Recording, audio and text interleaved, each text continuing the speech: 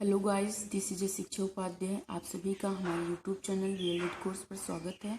Guys, आज हम discuss करेंगे फिजिक्स के सिलेबस के बारे में। क्योंकि कमेंट में आया था मैम फिजिक्स का सिलेबस अपलोड कर दीजिए, तो मैंने सोचा चलो पहले यही करते हैं, फर्स्ट मेरा काम यही होता है। तो मैंने आज डिस्कस किया है फिजिक्स के सिलेबस के बारे में। सेकेंड ईयर में हमें सब्जेक्ट लेना रहता है, तो इसमें से हम सिलेक्ट कर सकते हैं। ऑप्शनल सब्जेक्ट है फिजिक्स। तो इसका फर्स्ट, इसमें 4 यूनिट है। 4 यूनिट में फर्स्ट यूनिट है unit and measurement. First topic है यूनिट फर्स्ट में।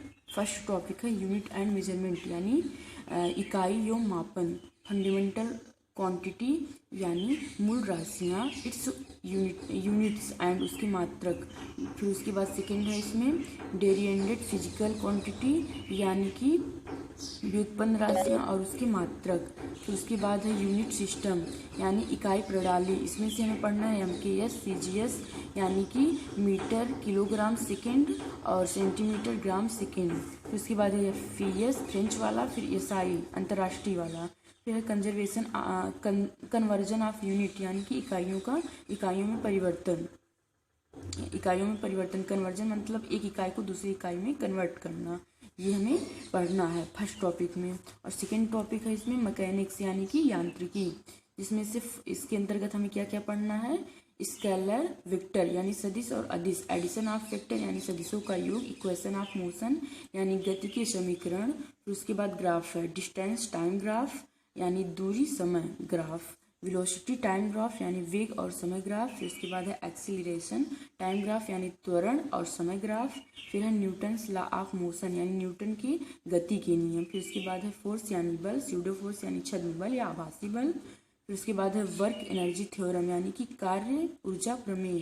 फिर है कंजर्वेटिव फोर्स यानी संरक्षी बल, कंजर्वेशन ऑफ एनर्जी यानी कि ऊर्जा के संरक्षण, कंजर्वेशन ऑफ लीनियर मोमेंटम यानी कि रेखीय गति का संरक्षण। फिर उसके बाद है सेंटर ऑफ मास, यानी द्रव्यमान केंद्र। फिर उसके बाद पढ़ना है पार्टिकल कोलिजन इन 2D, यानी 2D में टक्कर या संघट्ट। फिर यूनिट सेकेंड है, यूनिट सेकेंड में फर्स्ट टॉपिक है रोटेशनल मोशन, यानी कि वृत्ति या घूर्णन गति। फिर इसमें पढ़ना है हमें रोटेशनल मोशन, यानी यही घूर्णन गति। फिर उसके बाद टॉर्क्यू, यानी कि जड़त्व। फिर उसके बाद है टॉर्क्यू मीन्स होता है आघूर्ण बल। एंगुलर डिस्प्लेसमेंट यानी कोणीय विस्थापन, एंगुलर वेलोसिटी यानी कोणीय वेग, एंगुलर मोमेंटम यानी कोणीय गति। फिर है कंजर्वेशन ऑफ एंगुलर मोमेंटम, यानी कोणीय गति का संरक्षण। फिर है मोमेंट ऑफ इनर्शिया, यानी जड़त्व की गति। ये है जड़त्व प्रवृत्ति। इनर्शिया मतलब जड़त्व, कंफ्यूज बिल्कुल ना होइएगा। इनर्शिया मतलब होता है जड़त्व और टॉर्क्यू मतलब होता है आघूर्ण। फिर उसके बाद है law of moment of inertia, यानी कि जड़त्व प्रवृत्ति के नियम। फिर उसके बाद है ग्रेविटेशन, इसका सेकेंड पॉइंट है यूनिट 4 सेकेंड का। ग्रेविटेशन यानी गुरुत्वाकर्षण, लॉ ऑफ ग्रेविटेशन इसके नियम। इनर्शियल ग्रेविटेशनल मासेस, यानी कि इनर्शियल जड़त्वीय और गुरुत्वीय द्रव्यमान। सेंटर ऑफ ग्रेविटी गुरुत्व केंद्र, सेंटर मतलब केंद्रक। तो गुरुत्व केंद्र। Motion of planet and satellite, यानी कि ग्रह और उपग्रह की गतियाँ। केपलर्स लॉ यानी केपलर नियम। ग्रेविटेशनल कांस्टेंट यानी कि गुरुत्वाकर्षण नियतांक, जिसे हम कैपिटल G से लिखते हैं। फिर acceleration due to a gravity, गुरुत्वाकर्षण के कारण त्वरण। ग्रेविटेशनल पोटेंशियल एनर्जी यानी गुरुत्वीय स्थितिज ऊर्जा। यूनिट थर्ड में है फर्स्ट टॉपिक रे ऑप्टिक्स, यानी कि किरण प्रकाश की। इसमें पढ़ना है रिफ्लेक्शन, लॉ ऑफ रिफ्लेक्शन यानी कि प्रावर्तन के नियम। मिरर मतलब दर्पण। रिफ्रैक्शन यानी अपवर्तन, लॉ ऑफ रिफ्रैक्शन यानी अपवर्तन के नियम। एपरेंट डेप्थ यानी आभासी गहराई। टोटल इंटरनल रिफ्लेक्शन यानी पूर्ण आंतरिक प्रावर्तन। Prism optical fibre. यह है सेकेंड टॉपिक वेव ऑप्टिक्स, यानी तरंग प्रकाश की। इसमें पढ़ना है वेव इक्वेशन, यानी तरंग समीकरण। Travelling and standing superposition of waves, यानी है गतिक और स्थिर तरंग की स्थिति। फिर उसके बाद है कोहेरेंट सोर्स सुसंगत स्रोत होता है। इसका मतलब ये होता है कि जो प्रकाश इमिट होगा उसका सेम फेज होगा और सेम फ्रीक्वेंसी होगी। सेम फेज यानी कि उसका समान कला होगा, सेम फ्रीक्वेंसी यानी कि समान आवृत्ति होगी। कोहेरेंट सोर्स ऐसे सोर्स को कहते हैं। फिर उसके बाद है इंटरफ्रेंस यानी कि व्यतिकरण। फिर उसके बाद यंग्स डबल स्लिट एक्सपेरिमेंट यानी यंग के द्वारा दिया गया जो डबल स्लिट प्रयोग है वो पढ़ना है।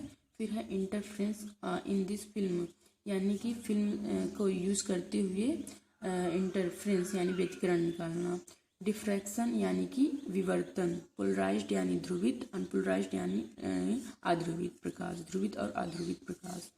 फिर लास्ट यूनिट है यूनिट 4। इसमें फर्स्ट टॉपिक है इलेक्ट्रिसिटी एंड मैग्नेटिज्म, वैद्युतिकी और चुंबकत्व। इसमें हमें पढ़ना होगा review of law of electricity and magnetism यानी कि वैद्युतिकी और चुंबकीय ऑफ, ये तो हो गया है। फिर उसके बाद हमें पढ़ना है कंजर्वेशन ऑफ चार्ज यानी कि चार्ज का संरक्षण कैसे किया जाएगा। इलेक्ट्रिक फील्ड, वैद्युत क्षेत्र, कुलाम्स लॉ यानी कुलाम नियम, मैग्नेटिक फील्ड यानी कि चुंबकीय क्षेत्र, फैराडेस लॉ यानी फैराडे के नियम, डिस्प्लेसमेंट करंट यानी विस्थापन धारा। फिर उसके बाद है न्यूक्लियर फिजिक्स यानी नाभिकीय भौतिकी में क्या क्या पढ़ना है। सेकेंड टॉपिक है, इसमें पढ़ना है बाइंडिंग एनर्जी यानी बंधन ऊर्जा, रेडियो एक्टिव डेके यानी कि रेडियो एक्टिव क्षय, हाफ लाइफ यानी अर्धायु, अल्फा बीटा गामा डेके यानी कि अल्फा बीटा गामा क्षय, nuclear fusion and nuclear fission यानी कि नाभिकीय संलयन और नाभिकीय विखंडन। ये रहा हमारा भौतिक विज्ञान यानी फिजिक्स का सिलेबस। इसमें 4th यूनिट है। 4th यूनिट में दो टॉपिक है। उसके अंतर्गत जो जो पढ़ना है वो हम दे दिए हैं। अगर आपको सुविधा हो, आपको ठीक लगे तो आप इसे आगे भी शेयर करिए, सब्सक्राइब करिए ताकि और भी बच्चे पढ़ सकें। सो गाइज आज के लिए बस इतना ही, मिलते हैं नेक्स्ट वीडियो के साथ। Thank you guys.